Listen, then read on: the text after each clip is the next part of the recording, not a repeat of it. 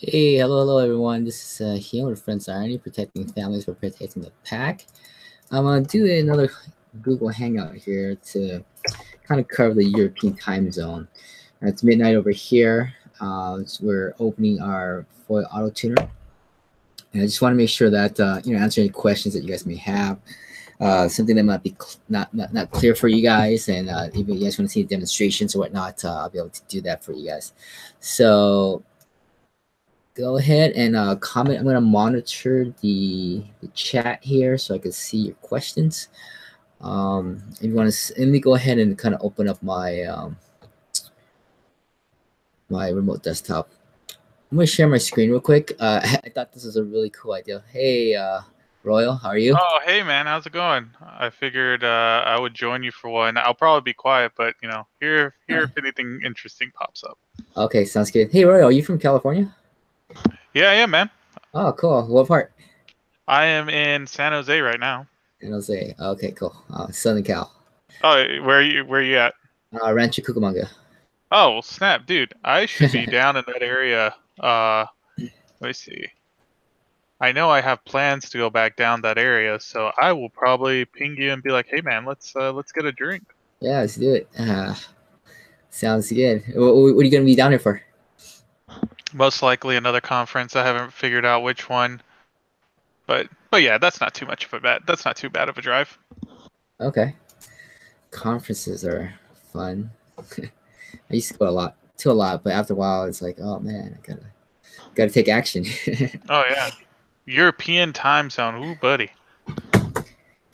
Yeah, we'll see. Yeah, I started doing this remote desktop here. I thought it was really cool because I was gonna get a new computer. I don't know you know about this, but I thought this was kind of cool to show everybody. Use all my monitors for my remote session. So my BPS is spanned across my 5 monitors. It's amazing. Ooh, I didn't know you could do that. Hold on, I got 6 I'm in front of right now. I'm gonna have to Oh try yeah, that real quick. yeah, sure. It's pretty awesome. I was like, whoa. So then instead of buying a new laptop, I could just completely clear my memory on this current laptop that's kind of lagging behind. So it kind of, and then just run my core stuff on the BPS. And I never have to buy a new laptop again because in a sense, like you kind of have to renew and buy new laptops over like 2 or 3 years anyway. So might as well just slap it onto a BPS and upgrade as you Oh need man, it. it gets even worse when you do the MacBook side, man. Then you're renewing every year or two. Yeah. All right. So, is this conference your personal thing, or is this kind of work related? Oh, it's all work related. It's mostly gonna be crypto related. I just haven't decided which one I want to go to, but anytime I'm at a conference, it's generally for HAAS. Okay, so you just kind of go and kind of market and stuff, or Yeah, usually I like to speak at them. That's the tending. That's what I like to do is talk in front of the stage, talk about what we're doing, etc. oh, okay, very cool. Um, I've been keeping track. You have some cool features coming. yeah, I mean, I like that you guys have that trailing stop loss on there, The extension. the extension. Yeah. Do you know if that is like how strict that is, or does it get placed like immediately? And because it It. comes, yeah, go ahead. I think it's on the same time frame as everything else, so it's on the minute. On a minute. Okay. Because I I'm was gonna. thinking about like detecting like whether when it's in trade and in profit, and then have the tuner go in and then place the stop loss, trailing stop loss on it. You can do Uh, that. Generally, what I would just do. I mean, you're at the point where you're using the local APIs. You can pull that history and just do it yourself. It'd probably be better for what you're trying to do than trying to modify a running bot extension in real time. okay. So you're saying that if I just pull, you mean like like the pricing, and then kind of track the price that way, and then just manually do the trailing stop myself. Yeah, it's not that difficult, right? Because you just monitor the Mad Hatters that are running, check the moment they're in profit. Once they start reporting green ROI, you start trailing. Say, hey, if at any point you lose 2% of your last observed high, Mhm. shut the bot off and then immediately market sell the position. Uh-huh. Yeah. The thing I'm thinking about right now is like it's in a sense kind of like a multi-threaded kind of play, which I don't really do multi-thread on the tuner right now. It's all kind of sequential. So I need to run a separate thread to monitor each and every single bot, which I don't know if the tuner can handle it. But I mean, it depends on how you're doing it, right? yeah, yeah, If you're, I know you're moving to hopefully be fully local API'd. In that case, yeah, you can do whatever you want. I don't know how fast the screen scraping will work though that you're doing with your current bot. yeah, yeah. Eventually, I do want to move everything over. I think right now is just kind of I can develop quicker just with what I know. I'm experiencing some kind of a parsing, stuff with JSON that I need to Mhm. extract from. I kind of figured it out how to extract what I need, but then when I'm using the plugins and the functions that are provided with UBot, it doesn't work. So I submit a ticket to see if it's a bug or not, and if they can fix that, and if that works well, then I can put exactly what I need when I want it. Then I'll be on my way. Did you see the latest video we just put out? I have not. Yeah, I'll just PM it to you on Okay. the thing real quick. Seconds. Just something you can watch later. I actually walk through how to utilize the Python API wrapper to do to set up some automatic trades, set up a trade bot, etc., and get the information, which should be pretty much all you need to get your what you want working. Okay. Minus the Mad Hatter stuff, because Mad Hatter is multi-indicator, so it's kind of a bit more of a pain. Hmm. But Okay. once you get the fundamentals, it should be pretty straightforward. Okay. Hey, do you know about leverage trading with BitMEX and how that's set up? Yeah, it's a nightmare. It is. If you're a U.S. citizen, right? uh, yeah, but with the VPS, it's located in France. So All right. Well, it depends on what side you want to be on, but yeah. just know, has the U.S., you're kind of not supposed to do margin and leverage. You Right. can get away with it on Kraken, but dear God, does anybody want to really risk their position on Kraken? Yeah, yeah. But But I do have an account with BitMEX though, so it's fine. It'll work. The problem is that their API during high volume starts to Mhm, act up, and mhm, there's cases where the API will report something that's not true. So it'd say, "Oh yeah, your position closed," or "Yeah, you what do you call it? You got liquidated, but we didn't tell you about it, so our bot can't pick it up." And it's always during high volume times. And depending on which conspiracy theory you believe, it's on purpose, it's not on purpose. Somebody's dosing it during high volume to increase their positions, whatever. Um, yeah, it's just one of those things where their API seems a bit more on the unstable side. So generally we support it, but we don't necessarily suggest people use it. okay, huh? All right, so it's not a good idea to Yeah, and use HAAS. you'll notice that most of the bots that support BitMEX all report the same problems. Mhm. And if you join their API support channels, you'll notice that everybody has this problem, and it's not something we can fix because it's all on what do you call it, BitMEX's API side.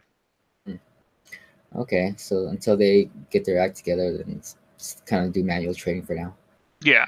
But I mean, don't get me wrong, there's still people who use the bots. They just monitor a bit more closely on positions, right? There's guys who get mad at us the moment BitMEX starts acting up. And if it's our fault, sure, we'll fix it. But generally, it's like, yeah, look, man, the API, we're at the mercy of their API servers. So Hmm. it is what it is. I guess I might have to go the UI route then. Yeah. I mean, unfortunately, it'd probably be better just to screen scrape their UI. That way your order does go through. Mhm. But then again, you can see plenty of screenshots where the orders fail to go through and you get the little notification. So, I mean, look, they are the only place in town where you can times 100, right? So, Yeah. So I know nothing about. I mean, I've never really placed a leverage trade with crypto yet. But like, is there any strategies that you can kind of enlighten me on? yeah, sure. So, do you know how it works in general? Like how the collateral works, etc.? Yeah. So like normally, like if I, let's say if I put one contract, or whatever, if I get stopped out, I lose that entire contract instead of losing a percentage of what we would normally do with a normal buy position. So Yes, yeah. but you also have to put into account your shit. Hold on, it's been a little bit. There's the margin call value, and Mhm. then your actual liquidation value. So your position. So let's say I have one BTC, right? I'm gonna do my best to explain this, and or let's just say one contract, right? You need to have enough money in your contract plus some. So what will happen is let's say you're trading 10 contracts right now, and you have enough to support 3 full contracts. The engine's gonna what the trade engine's gonna do is it's gonna monitor your profit loss on your current position, and if at any point your position falls below a certain threshold, you'll get margin called. And what that means is that, hey, you're getting close to the max amount of risk you can take, or what we allow. So on Kraken, it was, I think, 80%. So the moment your total collateral was it was only worth 80% of the total position you were taking, you get margin called. You need to add more to the position. If at any point you were only able to cover 30% or 40% of that position, you immediately got liquidated, so the exchange didn't have to risk their money. So it's a few things. You have to not only worry about your contract's value, but you have to worry about your liquidation value and your margin call value.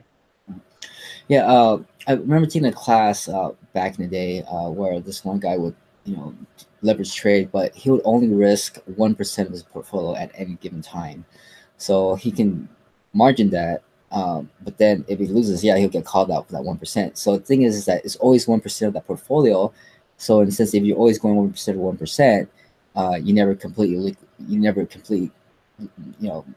get kicked out of the game because you still have money always. Yeah, and that's the best way to do it, right? It's just proper, what's it called, money management, right? Just making sure that you don't take larger positions than you need to. You don't try to catch a falling knife.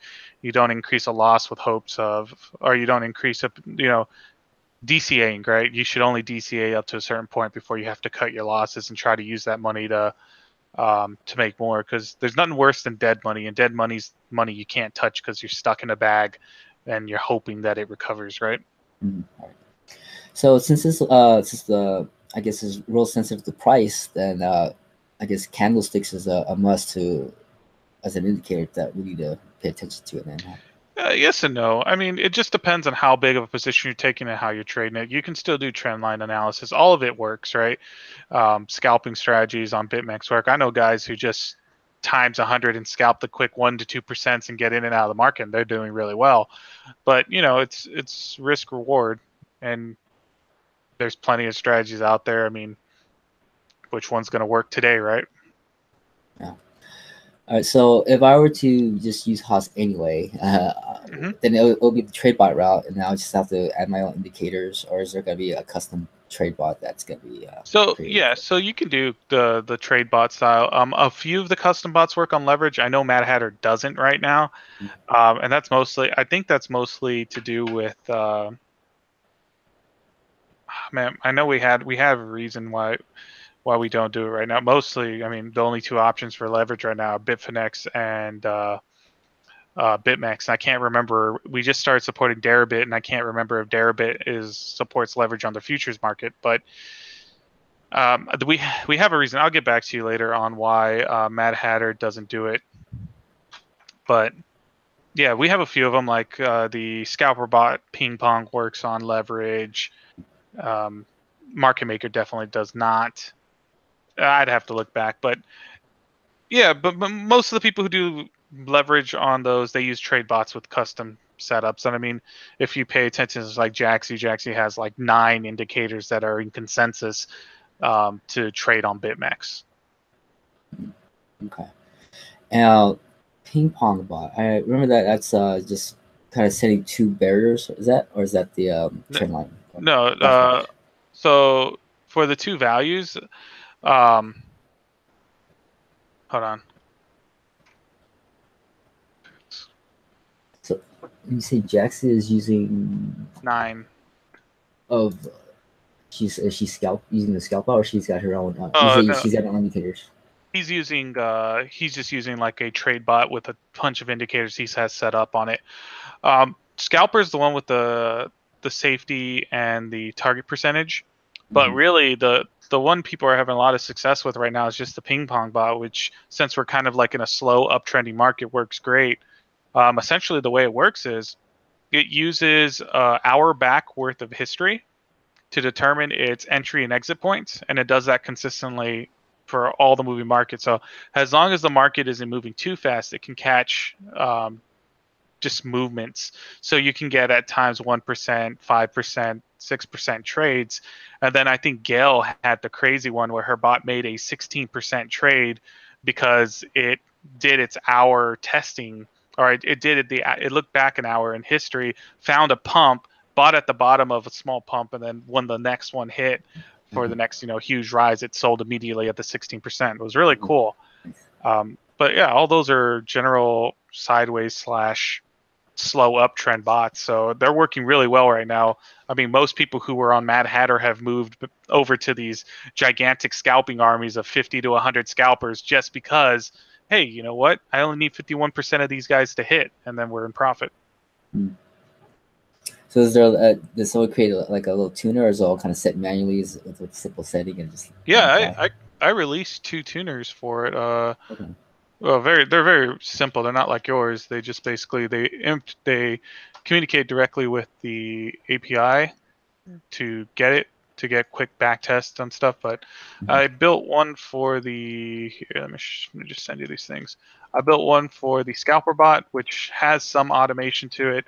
It's kind of stupid, but it allows you to kind of sit back and let the bot take care of all automation of starting and stopping the bot. It kind of works. It's not really the best. And then I built one for the ping pong. So the ping pong screener, basically it back tests the ping pong bot against all markets on exchange. So if you tell it, hey, Binance, all BTC markets, back test the ping pong bot, tell me which ones are profitable, it'll do that. And then the scalper actually has like, give me a beginning and end threshold and do it that way. Documentation on the scalper is garbage. There is none. So that one you have to go to the Discord and read, but the ping pong screener has some documentation on how to use it. Okay. I've just been so busy. No, I know the feeling, but So do you have any questions for me though? oh yeah, dude. So I have a question. How are you actually going about your testing itself? Are you going through and how's your step? Is it smart stepping? So like you have a preset parameters you go through first, and then your software tries to fine tune it from there, or is it simply just doing a 0.01 step constantly and just testing every one of those? Okay, hold on a second. I think let me turn off that.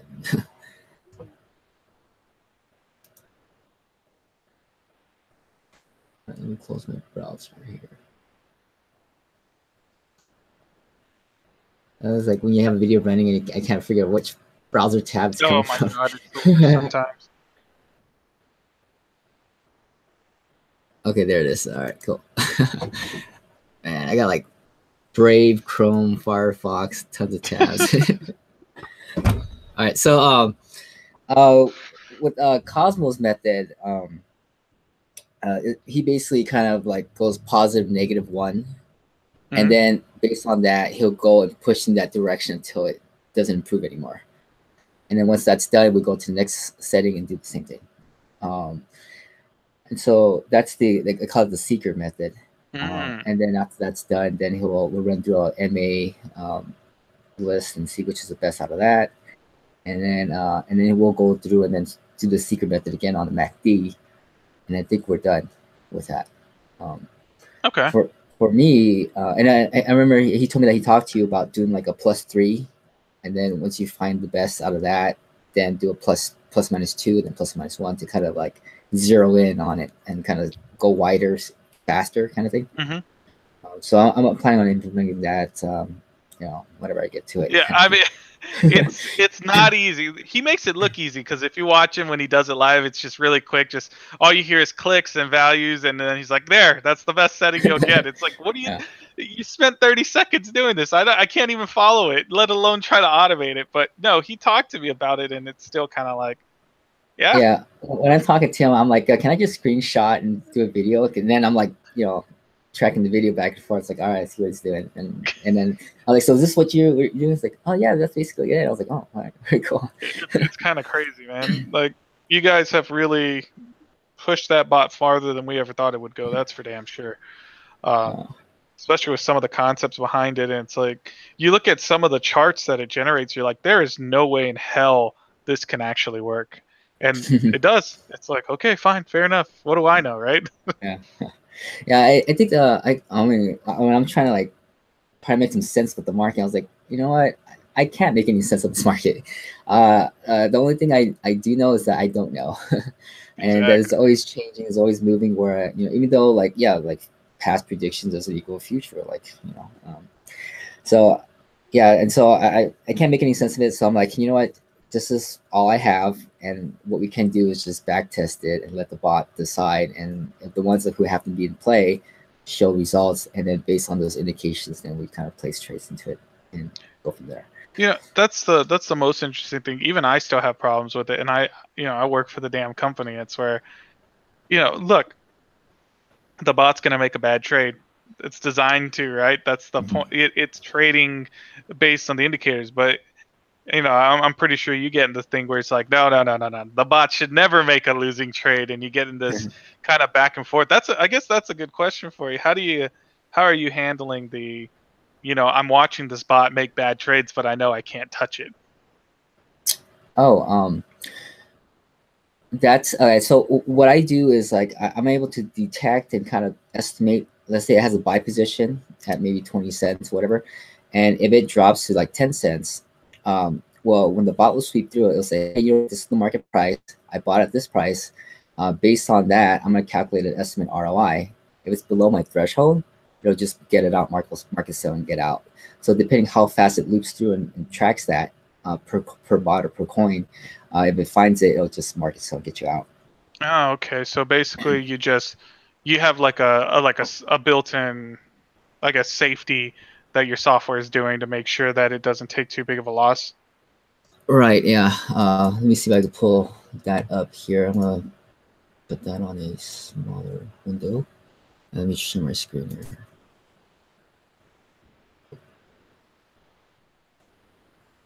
Other user. Oh, let's see if that kicks back up. Might be my connection. I don't know. It happens. Yeah, but all right. So until that pops back up, let's see here. I'm gonna open up a tuner on my local machine so I can kind of talk about the UI here. How are you doing, by the way? You green? I am creeping up.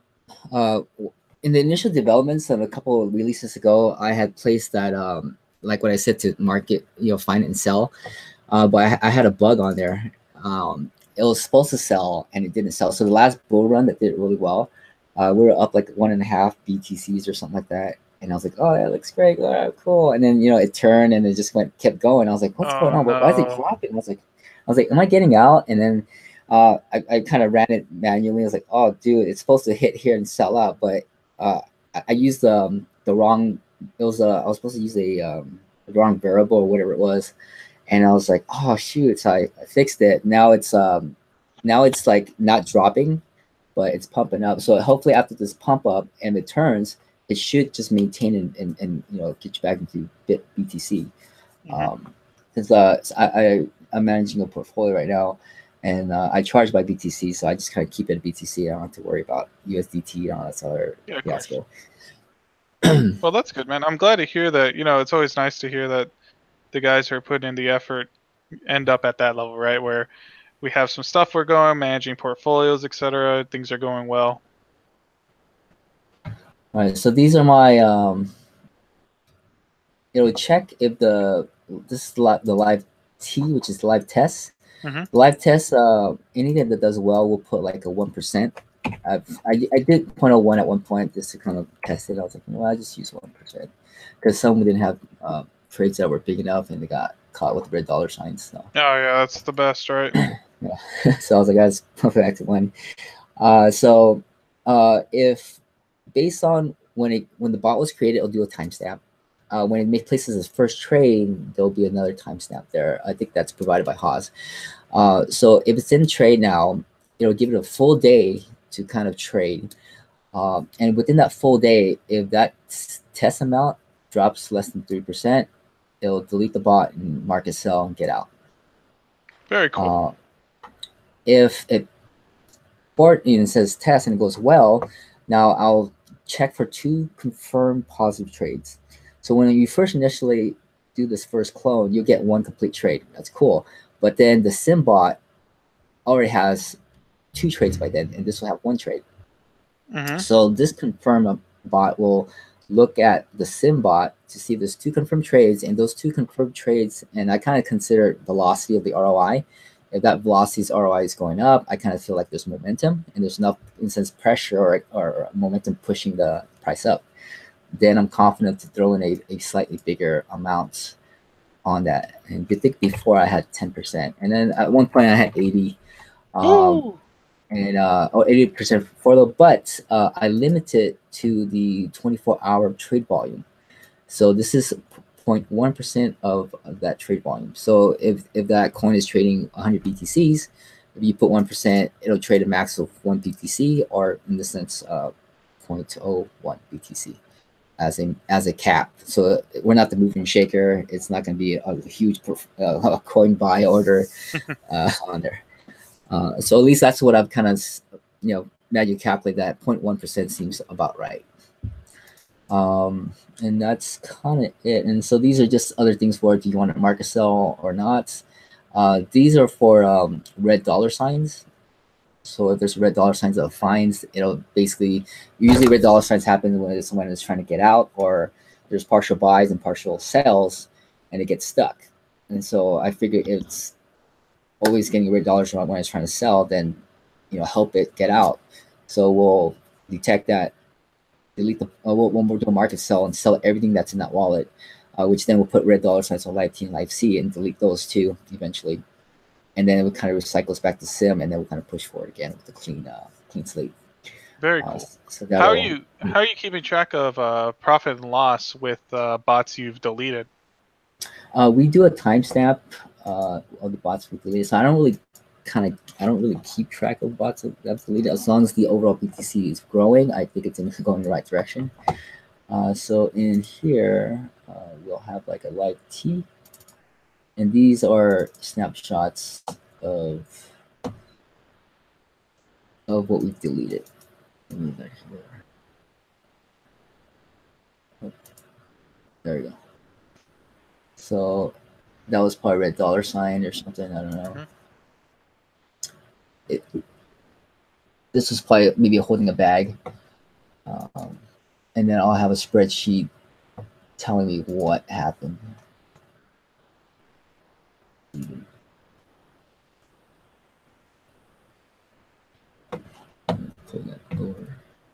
So I mean, these are all like feature requests that were given to me by our members. So it's the best way to grow. It's the best way to grow the software, man.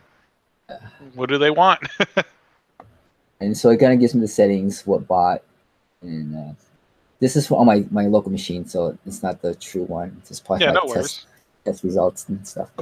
And then what happened? It sold the remaining of whatever coins that we bought, whatever. So does it also calculate what the fee would have, or what the loss or profit was after we also market sold? This probably be it right here. Oh, okay. Let me pull up a live one and see what we got here.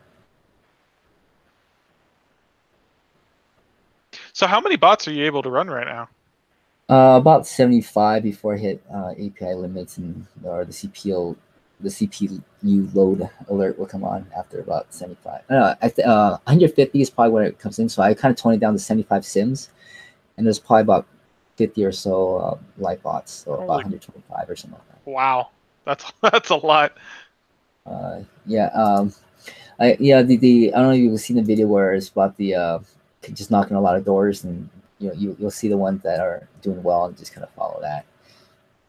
But then eventually what will make it really powerful is be able to tune as a pack, where everything here, all the settings get pushed to a common database that I host. And so once a wolf finds a good live bot or a good confirmed one, then all the all the licensees will get notified by it, and we kind of go as a pack and maul down the bull and take it down. Very nice. No, that's cool stuff, man. This is the type of stuff we like to see. We don't, it's unfortunately in our software suite, these type of tools are kind of small and limited.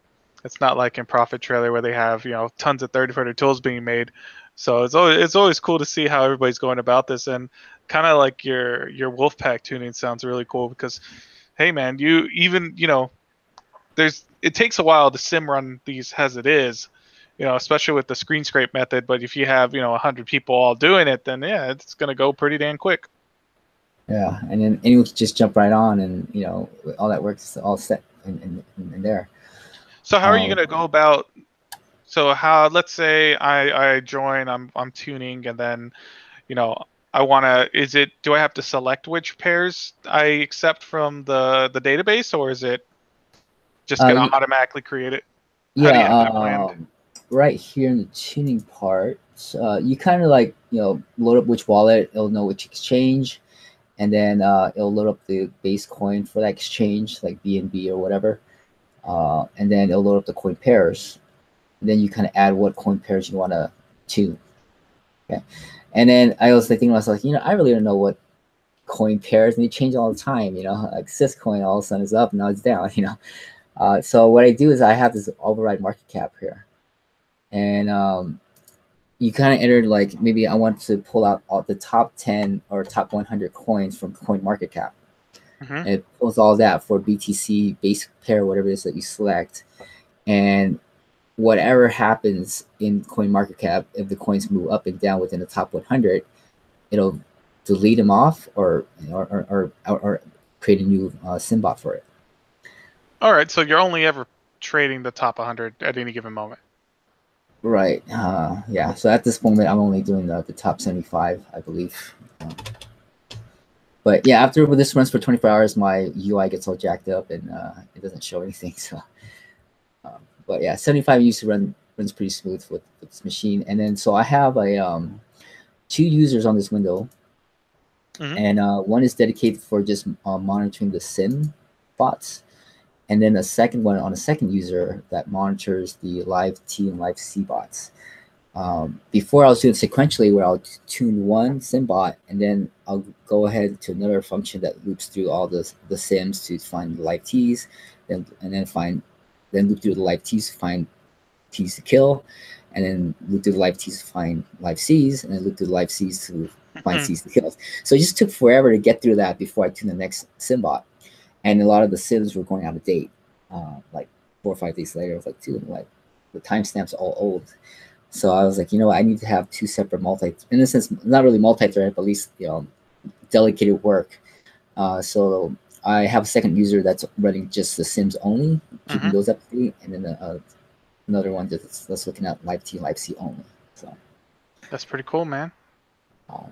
So little challenges here, but right now I think I'm still experiencing like I don't know. I think I gotten the live the partial orders kind of handled, but I think there might be some wallet balancing I need to do if I find out some other stuff. Yeah, it's unfortunate. It's just the way the APIs work, right? If we have a partial fill, they tell us the order's completed, and then we find out later it's not. But like we tell everybody, the best way to avoid partial fill is the average order size on the order book you're trying to trade. It's pretty much the easiest way to avoid the problem. Now, that's obviously a problem with people who are like, but I want this to trade 1 BTC. And then you're like, well, there's not much I can do for you right now. But there's all sorts of ways to handle it, right? Partial order, either you buy the remaining coins and flip the bot position, or you market sell and start the bot back in a sold position. Yeah, I got this one that I developed before I had the live T set up. If you just did like I want to buy 1 BTC, but you only got filled like a quarter of it, it was basically just monitor 24/7, looping around looking for that notification of partial fill, and I'll just go and kind of adjust the trade amount. But if I did that today, it messes up my indicators for live T because if I lower my trade amount, it blows up my ROI, and I was like, oh, this is an awesome bot, and Yeah. yeah, and that's not what I want. So, Yeah, it's because the ROI calculation can't handle the price, the amount being traded changed. yeah, Kind of makes things funky. yeah. So, Always cool stuff. so what time do you sleep? A couple hours from now. Okay, like you're always up to 2 to 3 in the morning. Yeah, and then I get up really early. It's terrible. I'm probably gonna regret it when I'm older. But You know, load up on monster drinks and. no, man, I got a giant cup of water. That's what I use to power through the nights. It's terrible. And so you basically just work from home? No, I go into the office. So I work at Cisco's my main job, and then I work with HAAS pretty much when I get home and at nights. Okay. Oh, so what do you do at Cisco? I do network security. Okay. Yeah, so basically tests for vulnerabilities, etc.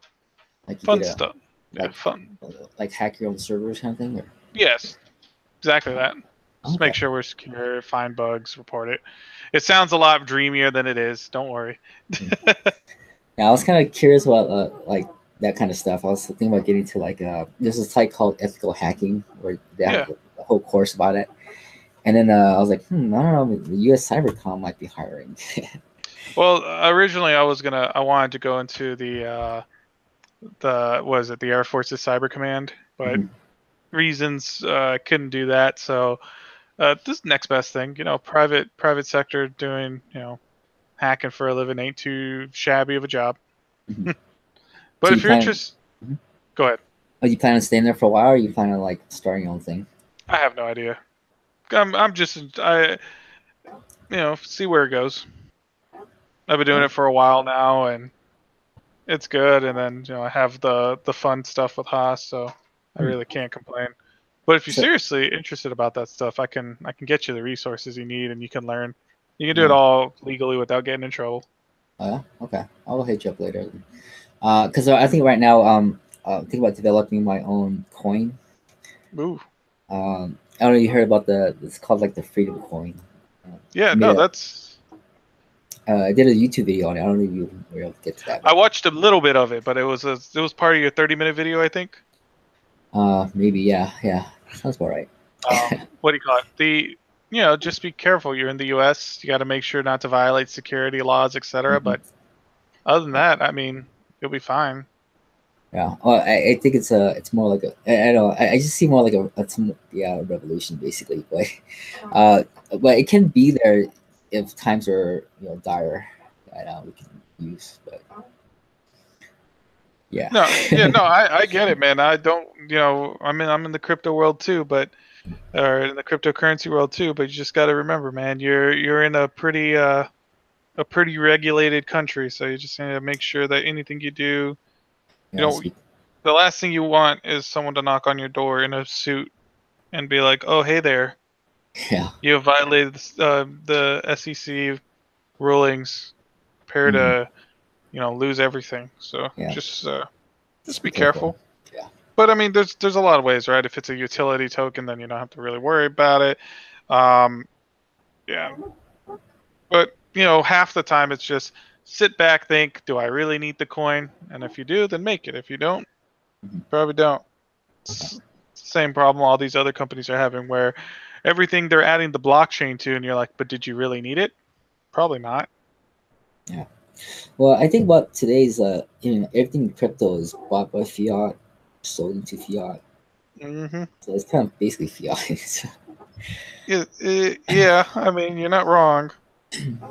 I mean, unless there's an exchange, that you can buy and sell with crypto, then I think that's the biggest thing that will, be attacked. Well, what do you think about the Coinbase stuff with these vouchers that allow you to use crypto to pay for real world things? That might help mass adoption. Yeah. I think it will. I see it as America, or whatever country you get into. I mean, that is their franchise. That is their email list, if you will. And so that's something they need to protect. And their exchange is all the stores and cities that has places that we can exchange that money for. And doing crypto is no different, where you have your own government, your own crypto, your own exchange, where you can trade services and goods. Mm-hmm. So, but the only thing that lacks is military backing. And the only way the only reason why U.S. dollar is still around is because there's U.S. dollar, U.S. military backing for it. So until you see our military fail, that will be when the dollar fails. Well, well, I guess fortunately we hopefully won't have to see that. Hopefully. But we might see more. I'm not the purist, so I don't actually believe we're going to see mass adoption the next 3 years or even 5 years. I don't even think it'd be. I honestly still don't think any of the coins we have are going to be the right coin. But hopefully, maybe we'll see a crypto based fiat soon. USD will be. The U.S. will eventually decide to make their own token, and I think that's what it'll end up being. Yeah. But With until then, some power back behind it. So we'll see. yeah, exactly. Bitcoin's fine and dandy as a base base currency, but we're still in this kind of until other coins until they decouple from Bitcoin, we're gonna be in these wild rides, right? Because everything's still so coupled and tied to the hip with BTC holding the other coins. Unless we're in a nice bull run, you're just gonna get destroyed, like right now. Yeah. But it is what it is. Yeah. Cool. Anyways, brother, it was fun, but I got to go back to coding. All right, brother. Thanks for having me on your show. Thanks for coming on board. I'll talk to you later, man. I'll talk to you later. Bye.